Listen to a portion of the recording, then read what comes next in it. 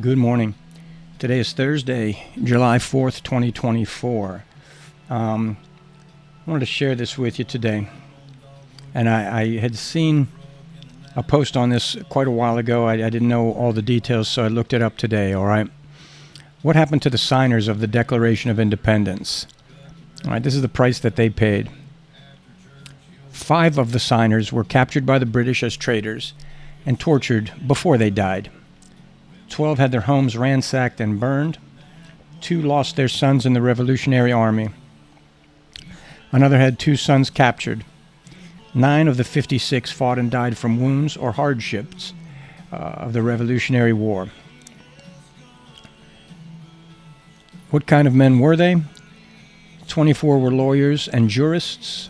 11 were merchants. 9 were farmers.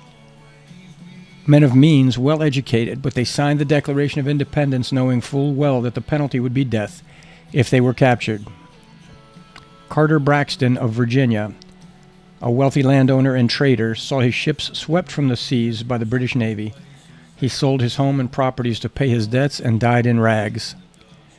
Thomas McKean was so hounded by the British that he was forced to move his family almost constantly. He served in the Congress without pay, and his family was kept in hiding. He lost his possessions, and poverty was his reward.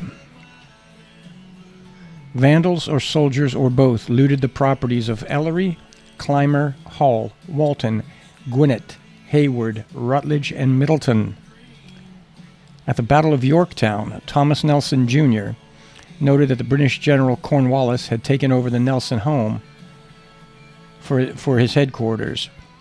The owner quietly urged General George Washington to open fire. The home was destroyed and Nelson died bankrupt.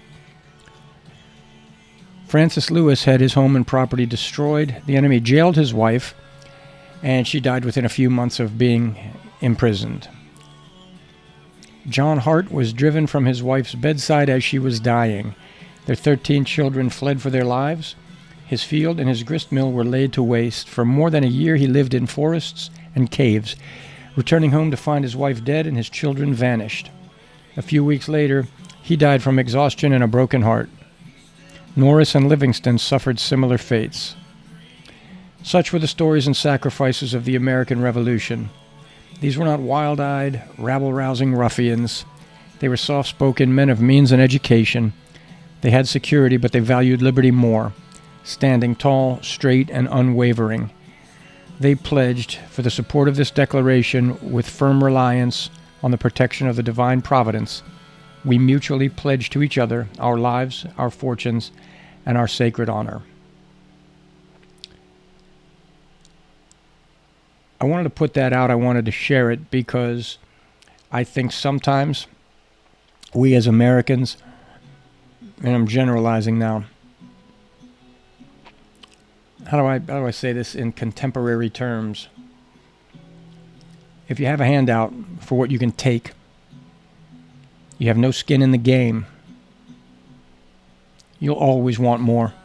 You will always want more, like a little child who just gets given, candy. Oh, you do a trick, you get candy, Uncle Guido just keeps giving you candy, right? That's all right when you're a kid. When you're a grown adult, take that hand away, right? You got to put out. Don't want to sound like a t-shirt or a bumper sticker, but freedom is not free. If you haven't figured that out by now, shame on you, okay? It's 4th of July.